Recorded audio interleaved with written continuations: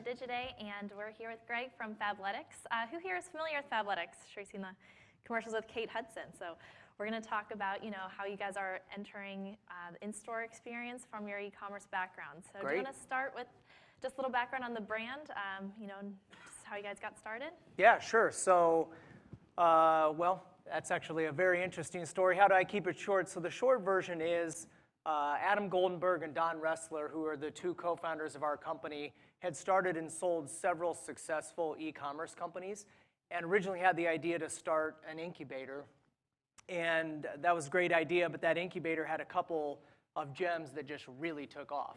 And one of those is Just Fab.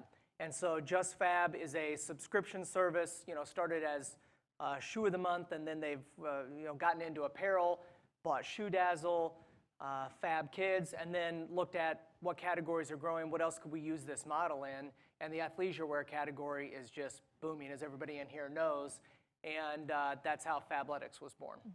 So the brand is, we just had our 2-year anniversary about 2 months ago, and that specific brand has gone from 0 to $250 million in 26 months. It's been absolutely unbelievable. Awesome.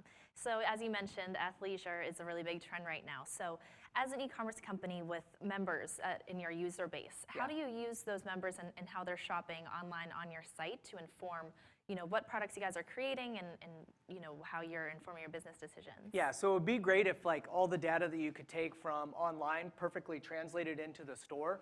But the customer actually does behave, in a lot of cases, very differently. So the way we merchandise online is much more by the outfit. So our model is, $49.95. They get a different outfit each month. We have stylists put it together. So she, now we have a men's line, but she gets to buy the entire look. In the store, what we're finding is the consumer is buying much more separates. They're spending as much, if not more. But she may go in and be on a pants run and want to buy 3 sets of leggings. Or she may want to, she's going on vacation and might want to buy some tees and things like that. And so some of the first few months, the data that we had kind of lied to us and she behaved very differently in the store. Now those things are kind of gelling and we're flowing it up from the stores to the site as well. So we're saying, okay, online, our accessory business is less than 1%. In the store, it's 15%. So we know that these things are resonating with the consumer. Clearly, we're not putting it in front of her enough online. And so that information kind of flows back and forth. Right. So do you want to explain, in case anyone's unfamiliar with how your online process works, who are these stylists who are putting together, and what makes you guys unique from a normal So believe it or not, actually, Kate is very involved in the looks. So, I mean, she is texting and emailing constantly about this is hot, this is going to be big, or whatever. Yes, so that's Kate Hudson. That's Kate Hudson, and it is no joke. I think that's the reason she's won all of these Best Dress awards, which being a guy from Indiana, I didn't really understand that. I've now moved to California. I understand this is a really big deal. This is no joke. What she wore the other night to the Golden Globes, everybody in the office had an opinion on it, and apparently I've got to get up to speed on these things. But so we do have stylists that put the looks together, and then we break those outfits. If it's not working the first 2 or 3 days of the month, we'll break it up and start to mix and match it in a different way. Right. And that we think, as we learn, we do have segments for our customers, and we think that based on your purchase behavior, these are the first 3 outfits that you're going to see. And then my wife, she might see a completely different set of 3 outfits. So personalization is obviously really big for you guys. Yes. And so how are you tailoring those online suggestions? Is there any sort of secret algorithm or smart way of going about it? Well, I don't know if it's all that smart. I mean, really, it's just looking at, we put these 3 up, and what was our close rate the first few days? What's it been the last several months? And so just looking at kind of the way that we all would. We do try to intelligently group these. So what would be a good way to explain it? I mean, let's say this is conservative. Okay, this is just black, gray top, etc. And then we have some wild prints. We have graffiti artist named Stash who's done some prints for us. So this is on the way out there side, and we notice that she never buys when we show her the way out there side. So a little bit of a blend, but also you do want to continue to push your customer a little bit because we don't know when she's going to respond to that. So finding that blend. Right. So how did you guys decide to open up actual brick and mortar stores? Yeah. So we decided to open up brick and mortar stores despite, so when we came into the board, this is all Silicon Valley VC, and we said that we want to open brick and mortar stores. And it was almost borderline offensive to them that we were talking about this. I mean, they thought we were absolutely crazy. Even though there has been some success stories with a Warby Parker or a Bonobos, clearly the news this holiday was that traditional brick and mortar retail has been a train wreck. And there's a lot of truth to that. But we still felt like that A, it kind of continued to raise our brand.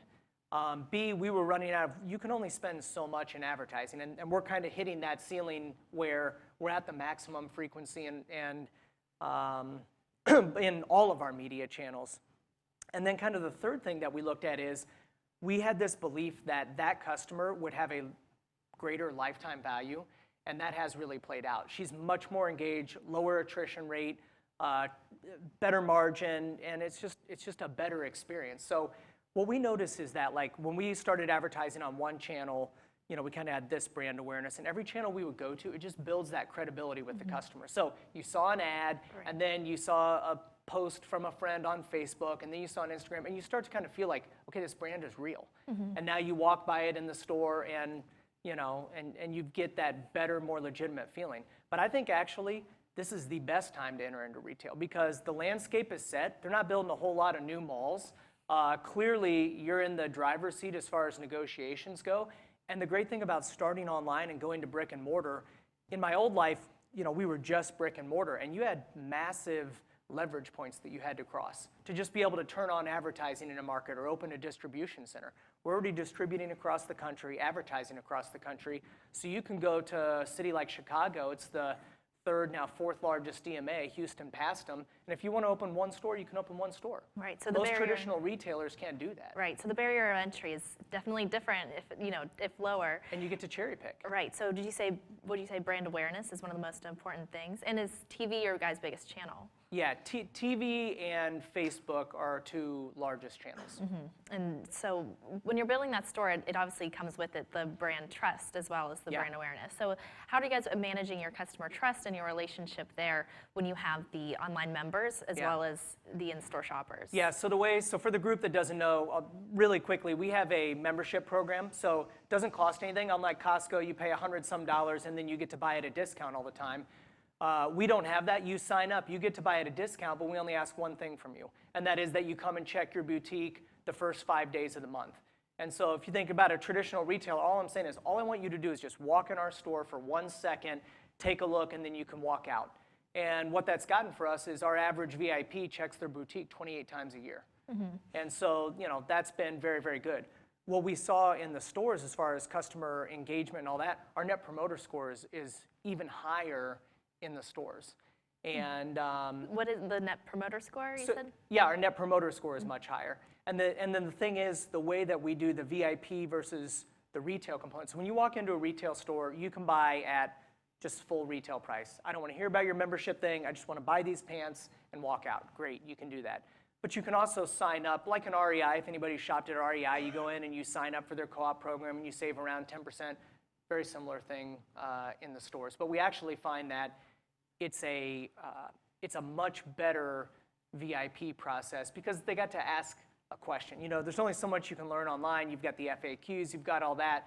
But in the store, they can have some conversation about it and ask some questions on how it works. Right. So do you have a system? Obviously, one of the hardest parts of meshing online and in-store is recognizing your most loyal, dedicated customers when they're walking in the store. Online, you know who that person is. Yeah. But when it comes to your most loyal customers, when they walk in the store, at what point do you recognize her? And do you think she's getting that same experience? Yeah, I mean, I wish we had, the technologies that you read about. We Full don't. body. We do it the old-fashioned way where we just ask, hey, have you shopped at Fabletics before? And they're quick to tell you if they are a VIP member. Yes, I am a VIP member, and there's kind of something cool that happens where they see $70 on that pair, and they know they're getting a better price. So I actually like being tagged at that retail price because I do think it really reinforces for our member that they really are saving money. Costco doesn't do that. You're saving just in general, but they don't really show you like this is what it would be everywhere else. Right. I think that's kind of powerful. Right. So how do you maintain let me start with, you see the middle price retailer, and they're struggling with putting so many of their items on sale so frequently. Yeah. Do you guys struggle with having a justification for your full price items since if people are familiar with the model, they know that other people are getting it for much better price. Yeah, so we're really lucky in the sense that the leader in our category is Lululemon, and I don't think anybody in here would want to argue with me that they're cheap. So we've got the number one player in the category that is the high price leader. In fact, they raised the price on their bottoms by 22% this year. So for us, we can be half the price of Lululemon at our retail and still be a great value for the consumer. So should Lululemon decide to dramatically lower their prices, then we got a serious issue. But as of right now, it does not look like they're headed that way. Yeah, probably not. For those that are out in California, I think there's one in New York, Yoga Schmoga has come in and decided they're going to be even higher than Lululemon. So we love that. We want a lot of folks to continue to drive after that, and we're just going after that middle price point. Still to spend $50 to $75 a month on that is not cheap.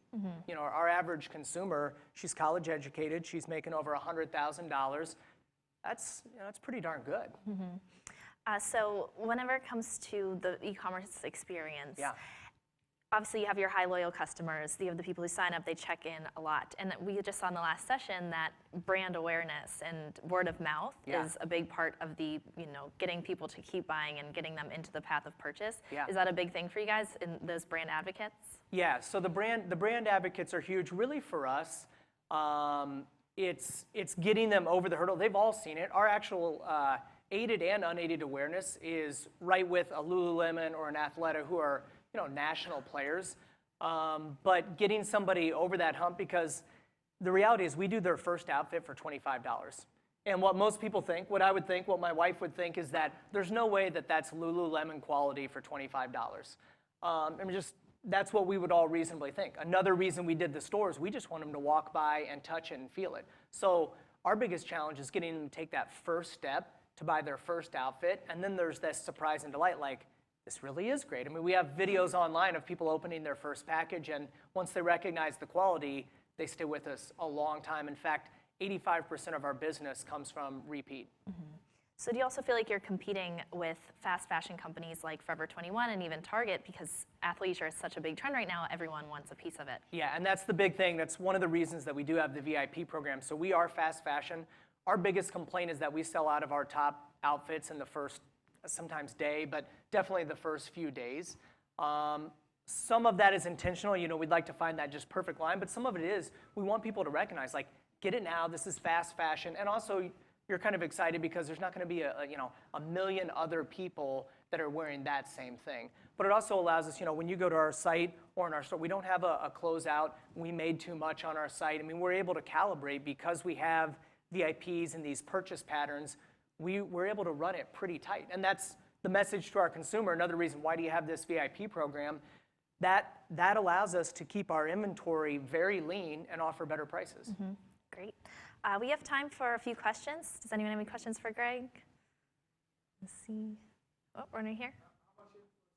How much influence do you think the fact that Kate Hudson's buying your product has over purchasing versus just the product standalone without Kate Hudson in the mix? No, I think Kate is huge, and in most, in all of my other experiences, a celebrity spokesperson is so risky. Like, does anybody believe Peyton Manning's driving a Buick? Like, right? So it's very tricky, but we just got lightning in a bottle where I think people look at Kate and go, yeah, she probably does wear that stuff. So it's a hot category, a hot celebrity, and I think it just fit where people did say, yes, I really do believe that she would wear that stuff. So she is a huge part of our brand awareness, and one where, quite honestly, I think we got more lucky than anything else on the timing of that and just the category and the fit. Great. Any other questions?